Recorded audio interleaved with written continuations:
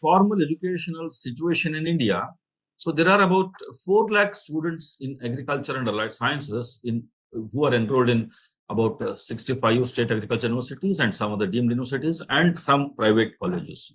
So in general, if you look at, so the total number of students in India is about 26 crore who are enrolled in about 15 lakh schools and about 40,000 colleges, we can say, and about 1,000 universities.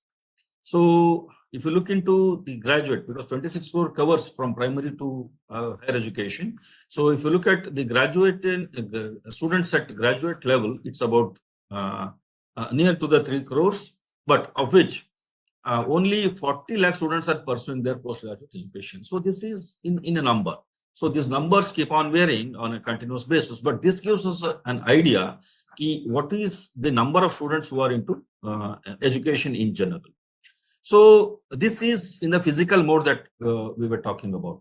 If you look into the distance mode of education, just I'm giving you the statistics of only the IGNO, Indira Gandhi National Open University. So how there is a variation that you can see. IGNO has enrolled about 7.1 lakh students freshly in the year 2021. This is the latest figure which is available on their platform. There are about 13 lakh active learners, because that 7 lakh fresh enrollment, it means in the previous year also there might be certain students, maybe a couple of years or 3 years, but there are 13 lakh active learners are there. And if you look into the cumulative enrollment of IGNO, it is about 41 lakh. So this gives us an input that how important the education is, especially when we try to impart that education on a distance mode. So e-learning is also one of the similar platform, the such platform wherein we can learn from this particular mode. If you come to the concept of e-learning, the term itself is self-explanatory. We can very well understand that the automation of the process of learning and training through use of information communication technology. So this is what we used to have in a physical mode. So now we are taking the help of a technology for achieving that. So there are certain synonymous terms that are used for the concept of e-learning. So e-learning is synonymous with, somebody may call it as a multimedia learning, somebody may call it as technology enhanced learning, or a computer-based instruction, computer-based training, there are a number of terminologies. So I'll not be reading all these things. So this is just to give you an overview. Yes, these are the synonymous terms. Put together, we can classify these things into the e-learning. Coming to what are the basic differences between the traditional classroom system of learning and the e-learning. So when we look into the classroom system, so we can accommodate very limited number of students, but in case of e-learning, the numbers can be unlimited. You can have any number. So there are certain platforms on the MOOC platforms, which are enrolling millions of students, 5 million, 8 million, like that. So there is unlimited. Then in case of classroom system, it has to be synchronous. Synchronous means face-to-face situation. Then only it is possible. But the technology has also made it possible right now, whatever may be the number of participants who are attending this program. So it is now happening, but with the help of the technology mediation. So, but in case of e-learning, both these possibilities are there, synchronous as well as asynchronous. Asynchronous means we are sitting apart. We are not sitting in a face-to-face situation, but with the mediation in the technology, we are enjoying that synchronous facilities also. Then coming to the content delivery.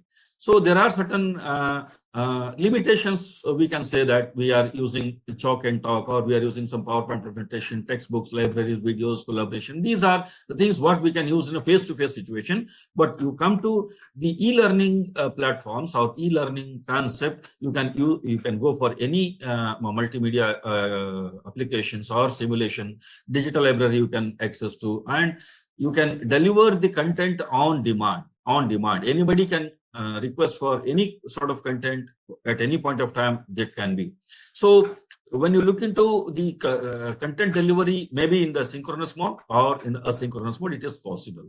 Then when you look into the personalization of this learning system, so in case of traditional classroom system, we have a solitary learning path because it is dominated by the face-to-face situation. Teacher alone is instructing you. But in case of e-learning, so the learning path and pace are based on the needs of the learner. So what is that path and pace? For example, if I don't understand any content that is delivered by a resource person in the face-to-face situation, so I can't ask him tomorrow again to deliver the same lecture.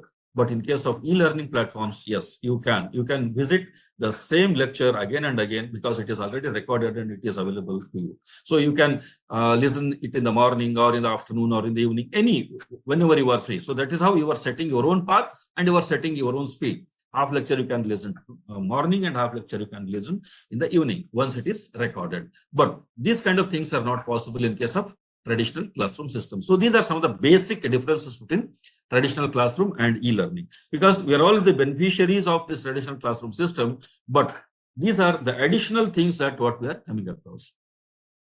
So there are number of e-learning service providers. So these are some of the startups or the companies which are providing the educational content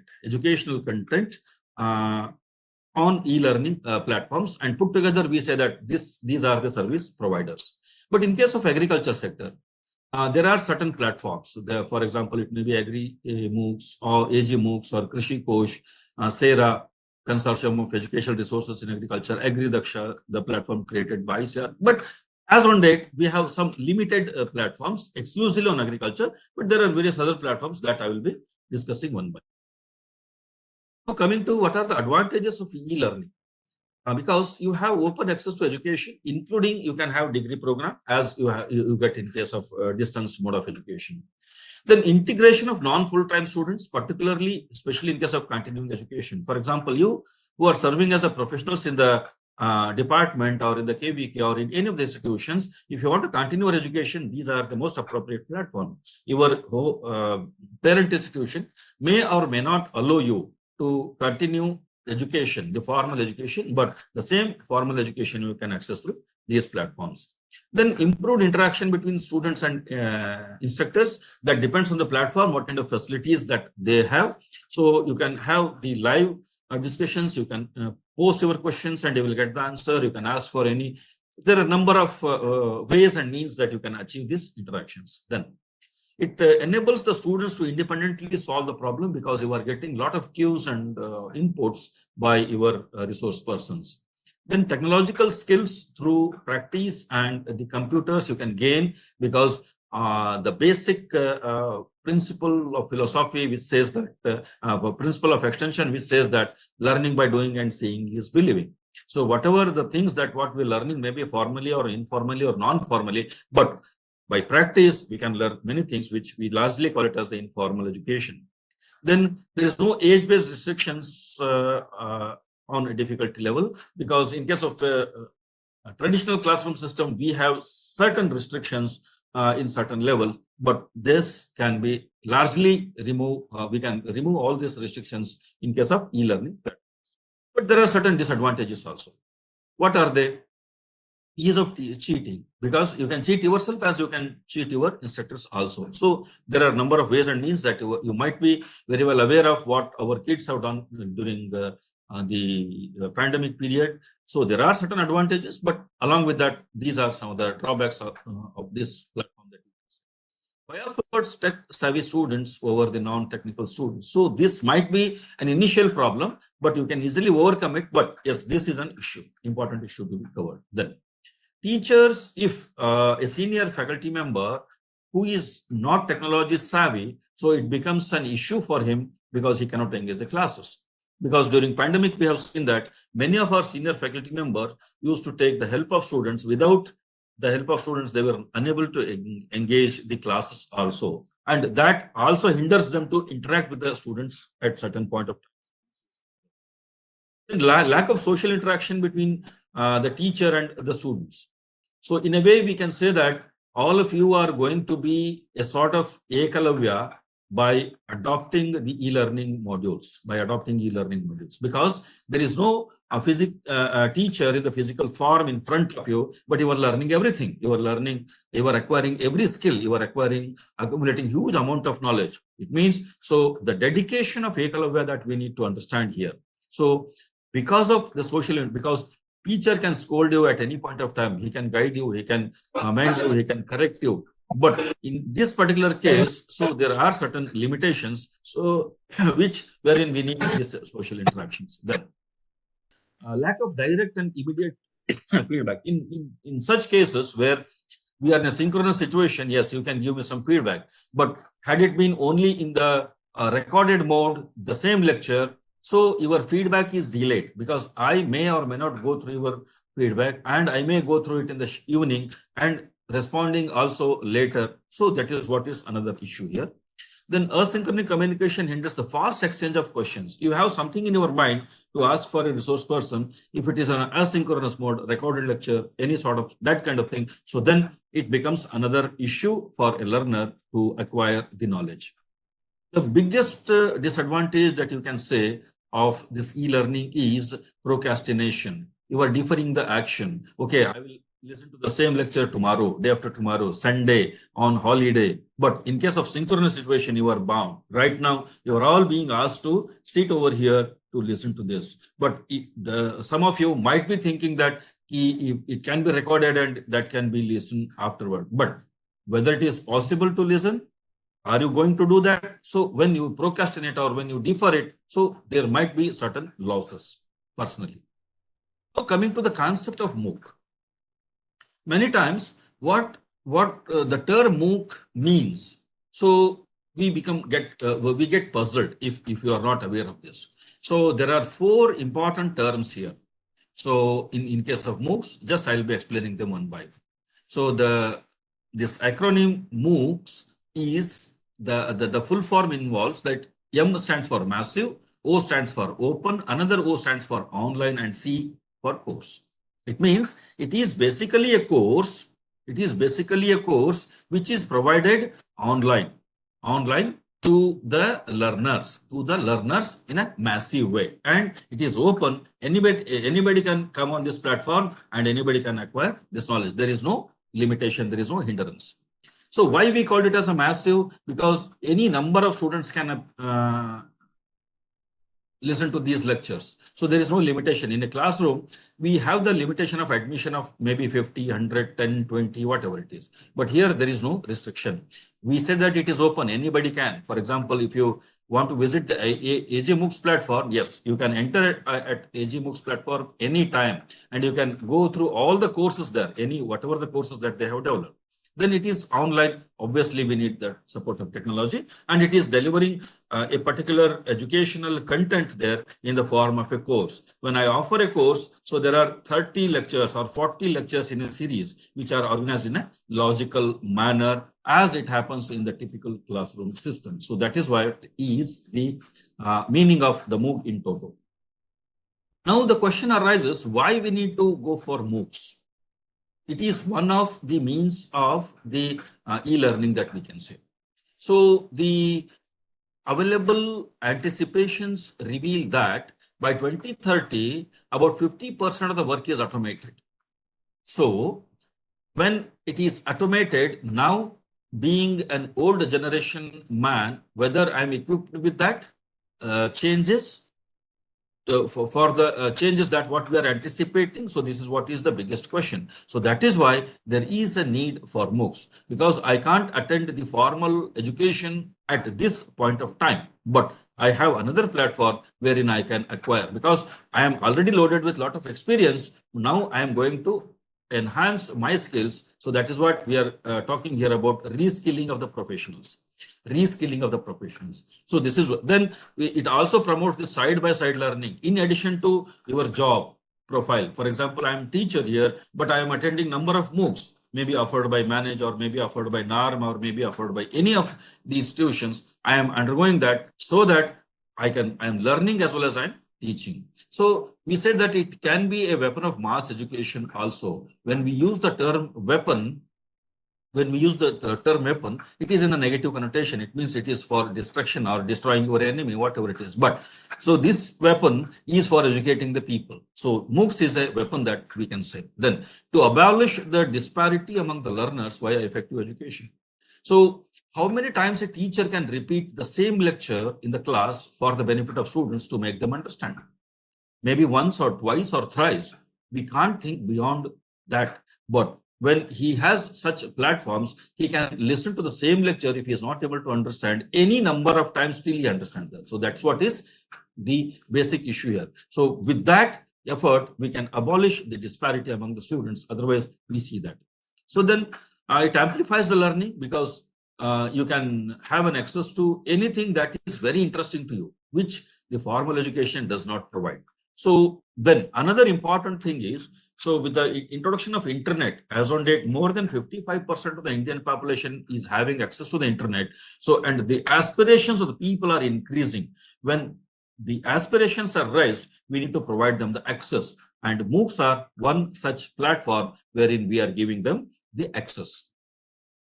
Then coming to the advantages of MOOCs. In our previous slides, we were talking about the advantages of e-learning. Now I'm focusing only on MOOCs. So you can undergo courses anytime, anywhere, and at your convenience. Then it frees up the teacher's time also, because as on date, with synchronous mode, and now I am bound to be here physically to interact with you. But on MOOCs platform, I can deliver the same lecture, so I am free from my activities. So relatively it is cheaper. Then it is an opportunity to learn from faculty from premier institutions. So had managed invite means if it is only the physical thing, so managed would have invited somebody from some other institution, maybe who are available near in and around Hyderabad. But now they are having an access to the resource person from world over. Dr.Basavaprabhu was mentioning about this. So they are inviting some international professionals also. They are already in working with the IIT Kanpur. But in a physical mode, it should have been difficult. But here it is becoming more easy. It can act as a source of blended learning. We are taking the help of the MOOCs for the purpose of blended learning, especially in case of formal education that I'm telling you. So learner can have his own pace of learning. This is what I explained in my previous attempt also. Access to authentic and quality learning materials from the best faculty, because now there are number of learning e-learning platforms. If you go to if you search Google, huge amount of quantum of information is available. But which one that you are going to consider it as an authentic? So if it is coming from the institutions like Manage or Banaras University or IIT Kanpur or NARM or any of the ICR institutions, so then you can have a faith on that, because it is coming through certain channel and it is being screened and it is being evaluated and it is being modified wherever it is necessary. So this is the advantage of MOOC that you can see.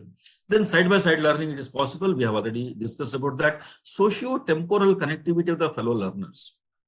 Otherwise, it was very difficult task for me to interact with you all who are sitting across the country. But now it is very easy for us to interact with you. Then you can learn those courses which are not taught in the current academic institution, that what we come across in general. So just to satisfy our information needs, if you are hungry for knowledge, yes, MOOCs are the best platforms that you can see.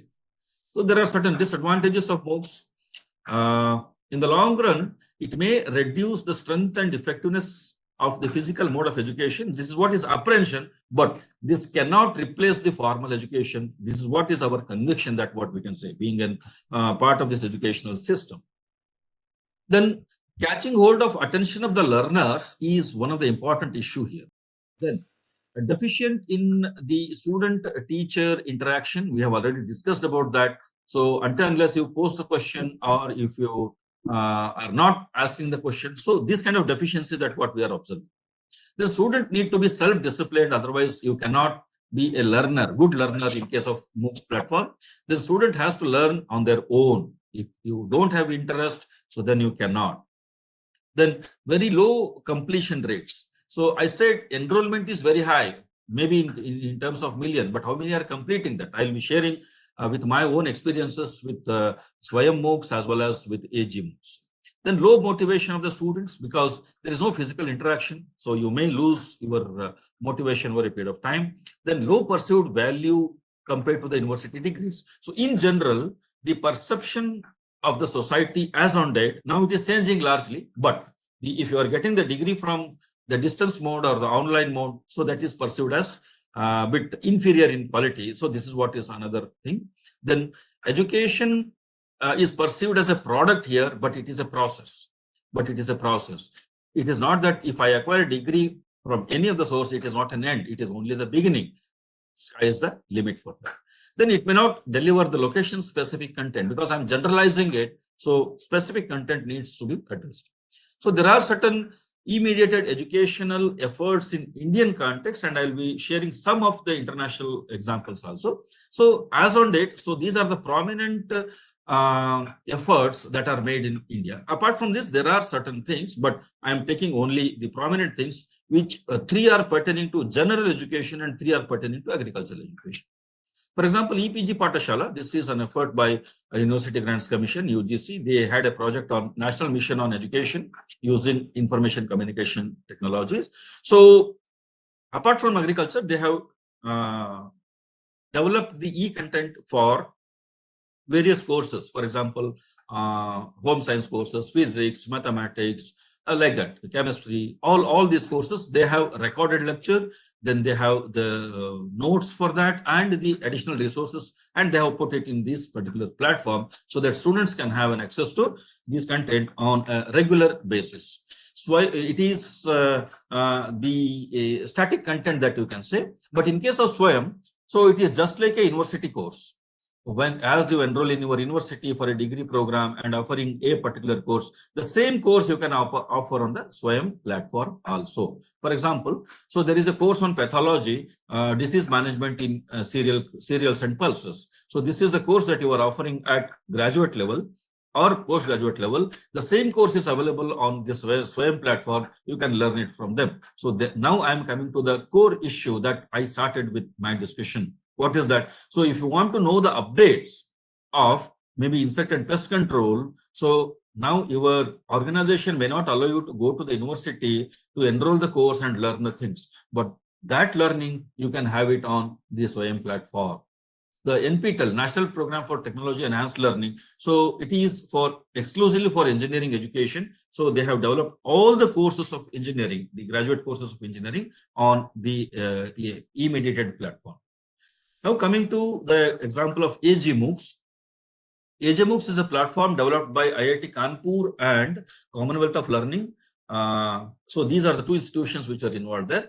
My role here was to provide the content, to develop the courses. I got an opportunity to develop 3 courses, but Banaras University as a whole has developed 5 courses on AG MOOCs platform.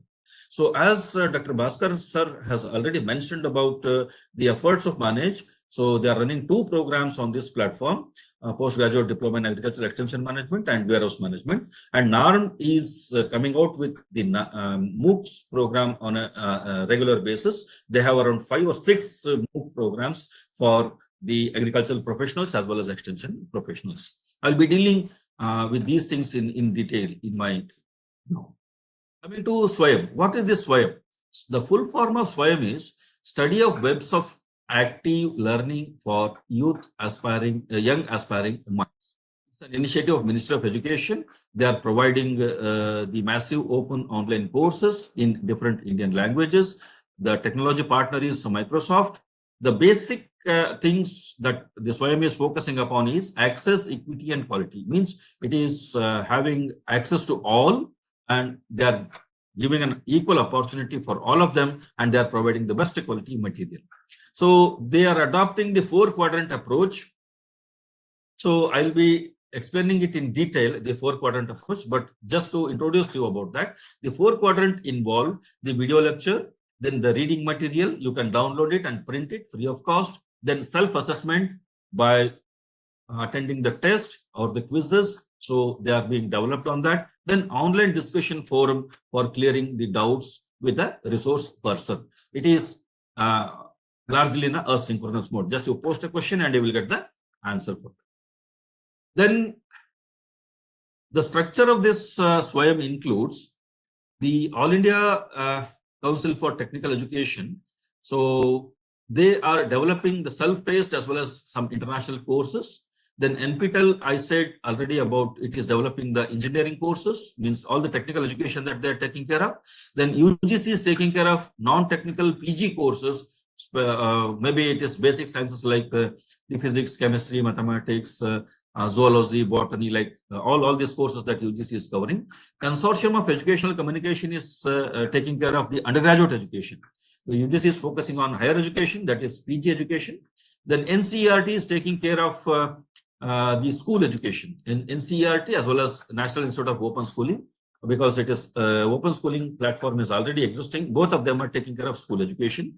IGNO, it is taking care of the out of school students, because those who are already graduated or post-graduated and they want to have another courses, yes, IGNO is taking care of that. Then IIM Bangalore is taking care of the management studies. And for training the teachers, so there is an institution known as National Institute for Technical Teachers Training and Research. So they are focusing on educating teachers. So all these institutions put together, they have developed this SWAYAM platform. Now, just to give some brief about the NPTEL courses. So this is an initiative of 7 IITs, IIT Bombay, Delhi, Kanpur, Kharagpur, Madras, Guwahati and Roorkee. And in addition to that, Indian Institute of Science Bangalore is also contributing. So they have developed a huge number of courses and they have posted them on the social media platforms also. The figures are just before you.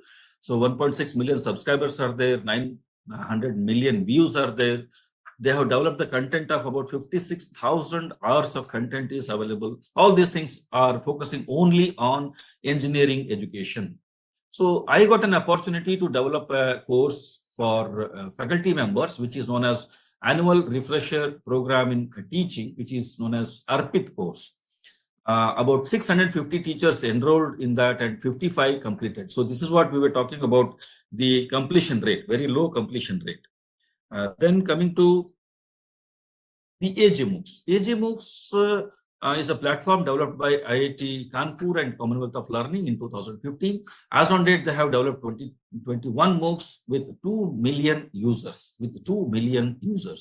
NARM has also come out with these MOOCs, these 4 MOOCs, and Manage I have already shared with you.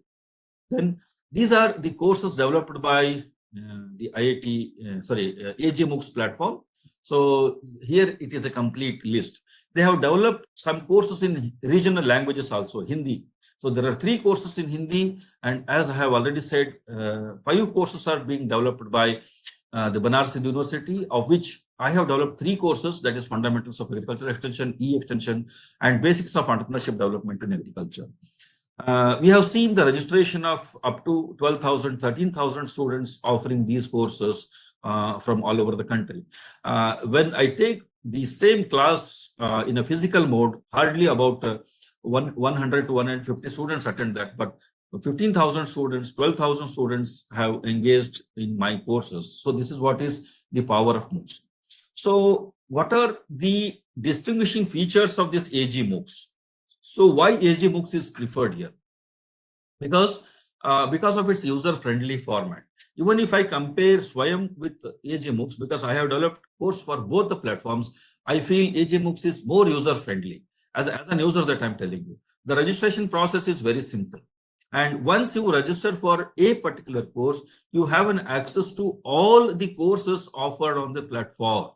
And they had developed an app also, but currently that app is not working. But there is, on this platform, there is a mechanism for monitoring the attendance also. So that's what is the beauty of the AG MOOCs platform.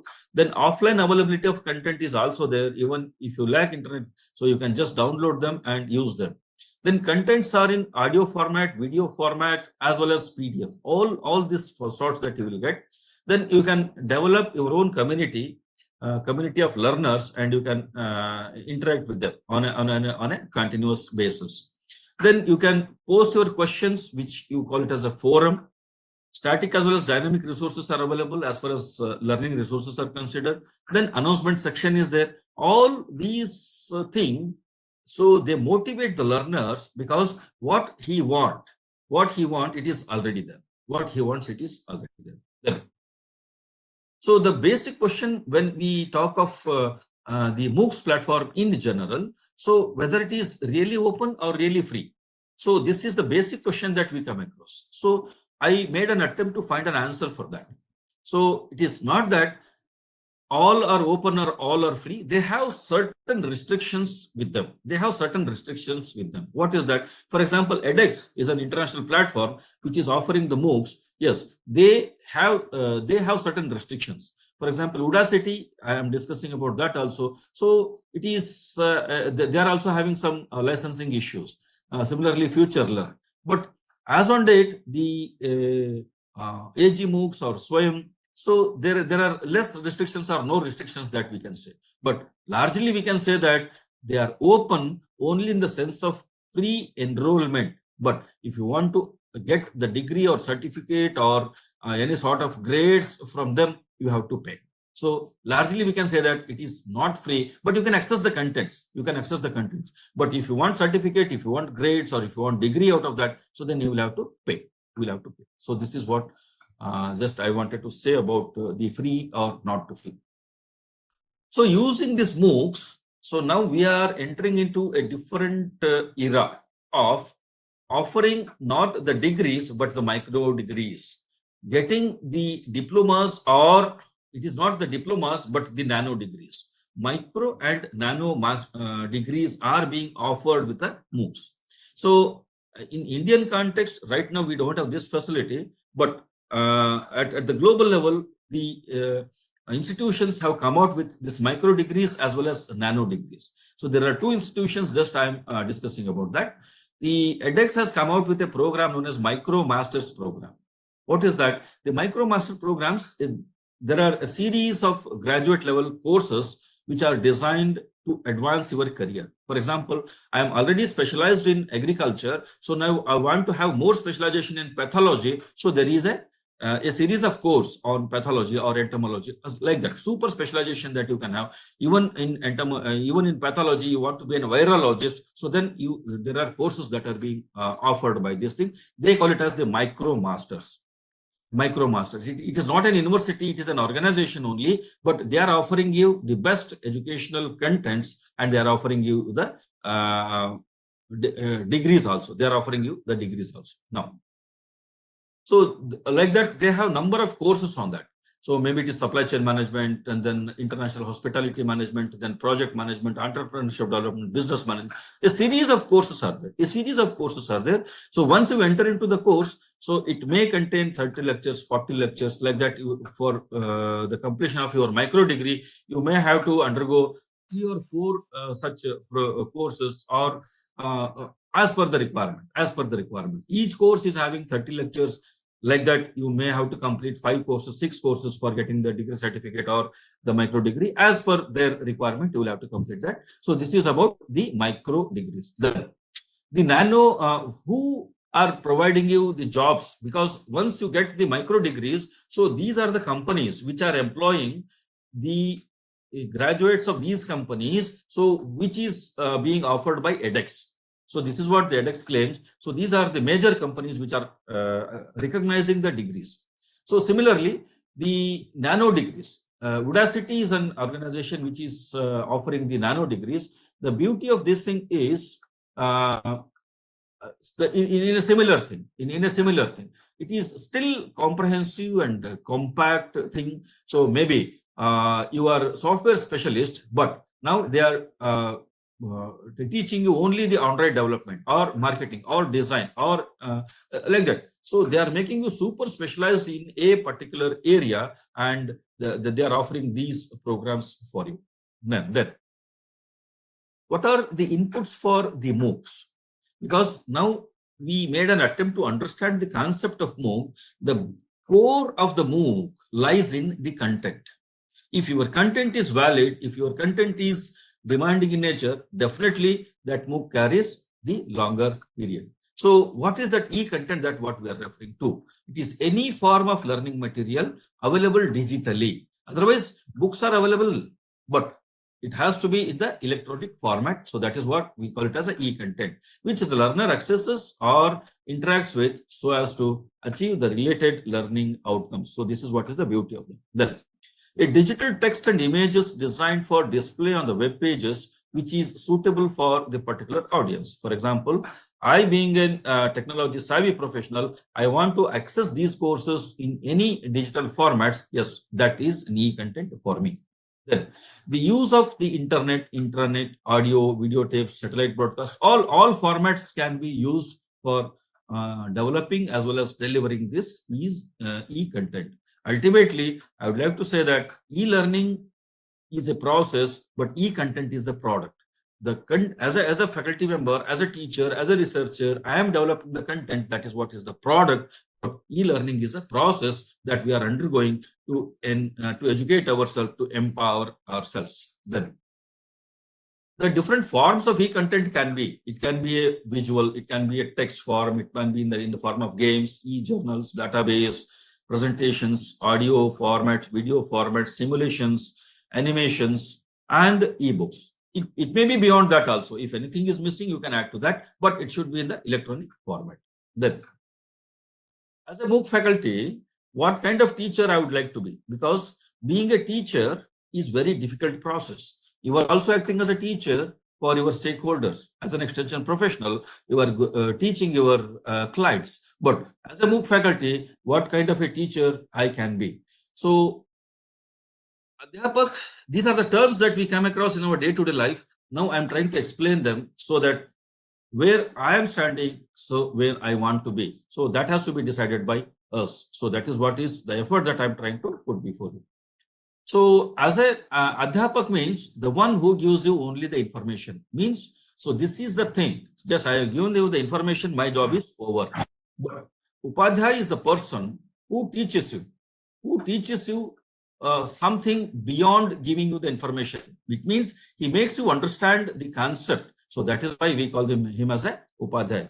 Acharya is the person who imparts the skills. So in our mythology, we come across many acharyas, maybe Dronacharya. So who imparted the skills of archery or whatever it is. Then Pandit is the person who is able to give you deep insight into the subject, which generally we don't get from others. So when we start entering into the subject, when we start getting answers to all the questions what I'm looking for, so we call him as a Pandit. Then Drishta is the person who you can call as a visionary, who is something beyond the role of a teacher.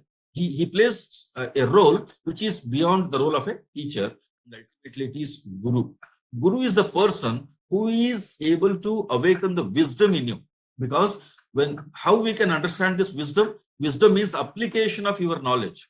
So all our educational efforts are directed towards making you understand about the concept. But its application is more important. It becomes more relevant in case of agriculture and allied sciences. You need to apply that. So now you are applying your wisdom there.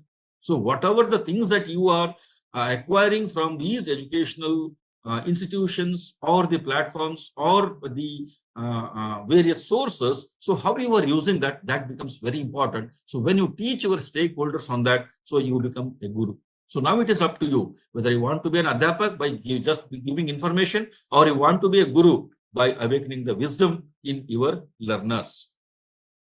Now just I'm coming to the 4-quadrant approach. So I'm coming to almost the end of my discussion. Just this is for your information. So the first quadrant, that is the self-instruction material, so which we call it as the e-content. In case of written material, it is about 300 words. Every module, every lecture is carries about this thing. And what are the elements of that? It has a self-checking exercises apart from the content. Then there are examples, there are illustrations, and if needed, there are some URLs also so that you can visit those and the latest developments and trends in that particular subject matter area, and ultimately there is a summary.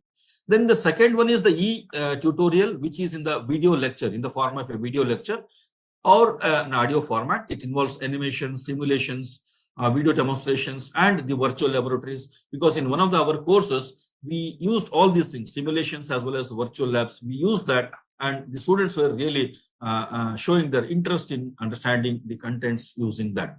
The third quadrant is the web resources. Sky is the limit for addition to these web resources. So these are some of the indicative things that you can add to these web resources. It's only an indicative list. Then the e-content for the MOOC begins with an introduction. It has specific objectives. Then the subjects are being mapped. So this is very important issue. So if I want to cover the entire syllabus, I need to map it. So what should be the first lecture and what should be the second lecture and what is the relationship between that? What is the relationship of first and second lecture to the third lecture? So this is how we go on mapping. So then the learner understands it in a logical manner and he develops some insights, he develops some understanding out of that. Summary of that, then text with pictures and animation, audio and video modules, assignments and quizzes, references, glossary, links, all these things are the part and parcel of your e-content. To conclude, I would like to say that e-content is the need of the hour, and these platforms are having the potential of utilization as the weapons of mass education.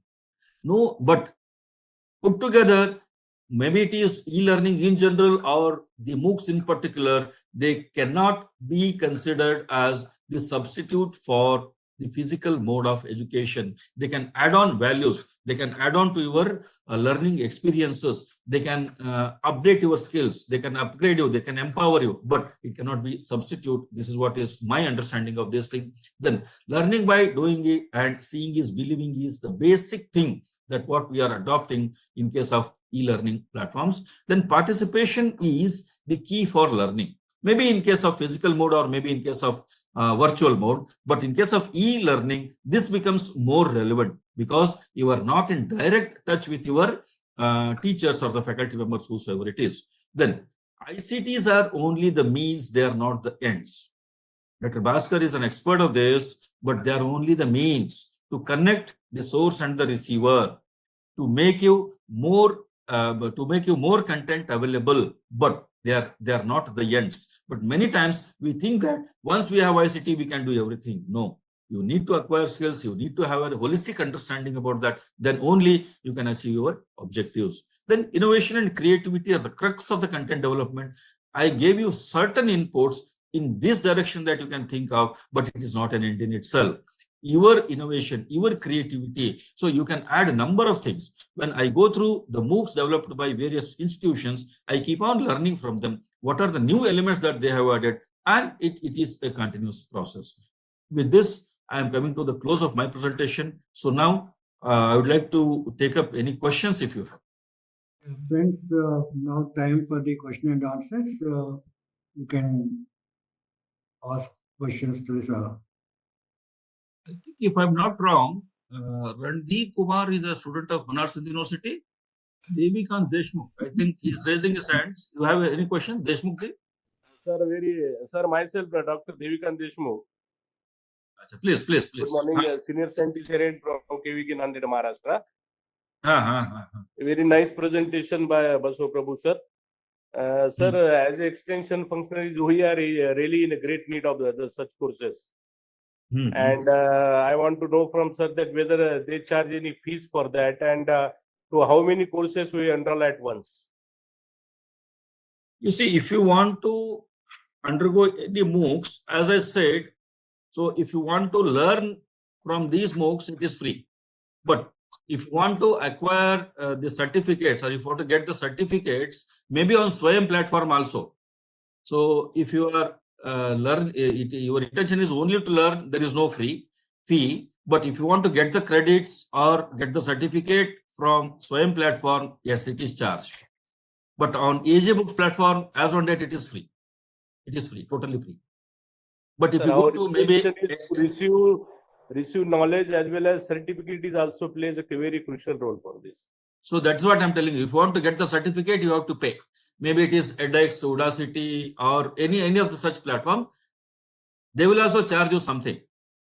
Maybe it might be a nominal charge. They are charging maybe $20, $50, $10. That depends on the course that you are offering. So they will be charging. Okay? Yes, sir. Myself, Dr. Satyendra Kumar, scientist, fisheries, KVK, Dindori, Madhya Pradesh. Okay. Sir, if we want to prepare one MOOC, means one course, if I have prepared, and if I want to means where EDX platform, if I want to just put that course, sir, is it possible to prepare? you need to contact that organization, whether they are ready to host your course. So whether it is meeting their standards, that decision is taken by them. For example, in case of SWAYAM platform, if I want to host a course, they have a set procedure which is clearly mentioned in their website. So I have to follow that. I have to send a 5 minutes video, what I want to cover and how I'm going to continue with this course. So if they are okay with that, so then they will give you the offer of development of the MOOC. Similarly, all organizations are having the same thing. In case of AG MOOCs also, it is there. They asked me to send some content for that. So then we did that. Yes, it was approved by the competent authorities, and ultimately they give me the offer of developing the course. For example, Manage is also offering the course, but they are covering the entire syllabus of postgraduate diploma in extension management or warehouse management. And they are inviting the resource persons. They are inviting the best resource persons globally or within the country who are experts in that particular subject matter, and they ask them to develop maybe 1 lecture, 2 lecture, 5 lecture. That depends on the need as well as their expertise. Similarly, you can also make a trial. Thank you. Shavnil Bhattacharya, she made 2 attempts, but I could not hear her. Good afternoon, sir. Sir, Yeah, I have a please. question. Sir, can Yeah. you share the slide with first? So, Actually, sir, the time was too short to can't write. okay, I will send it to Bhaskar sir. I think Bhaskar sir can share with you all. Is it okay, sir? Yes, sir. Yes, sir. Okay, okay.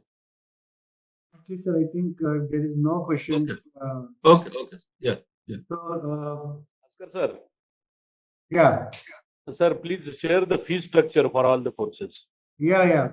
We also recorded this entire lecture, and we are going to upload in our YouTube channel, Manage YouTube channel, after editing do that. Okay.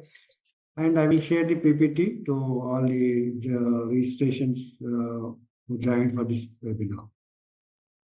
So finally, so it's a very good lecture, sir. Actually, you have given a lot of insights in how the concept of e-learning and MOOCs, and also the advantages and disadvantages of MOOCs, and the fastest way of learning, also the e-learning platform. Sir, I think you have very good experience in this development of MOOCs courses. So we hope the all participants who joined now got some good inputs. So any other questions you can also write to sir or me. Sir, please share your email ID to the participants. Yeah. Just I'm doing it. So this is the email ID of sir. You can contact him over email ID or mobile number. Okay. So we also inviting good speakers for our courses every time when we change curriculum of the PG programs or our regular courses. So I think this really benefiting most of the people. Earlier we used to conduct only 5,000 in-campus trainings, but now we are gone beyond 50,000 in a year. So it's a very huge jump. Of course, sir, what says very serious thing is the attention of the learner is quite important. So we don't know how many people really they are learning, but they are participating. Okay. So still there are some gaps, but future talks about the technology and technological utilization effectively by every institution and government system also thinking towards that one. And recent development is that Government of India, Ministry of Agriculture is thinking to launch a full-site e-learning portal like Byju's. So already RFP was completed, and we are really looking into RFP, whether Manage can participate in that RFP schedule. So that's what now we are working on. Thank you very much, sir, sharing valuable things on this webinar talk. I hope we'll invite you once again to some other talk or some lecture that manage. Okay, sure. We also take your experiences in our anything comes to our that advices like product development. Definitely, we also took your help. Thank you very much, sir.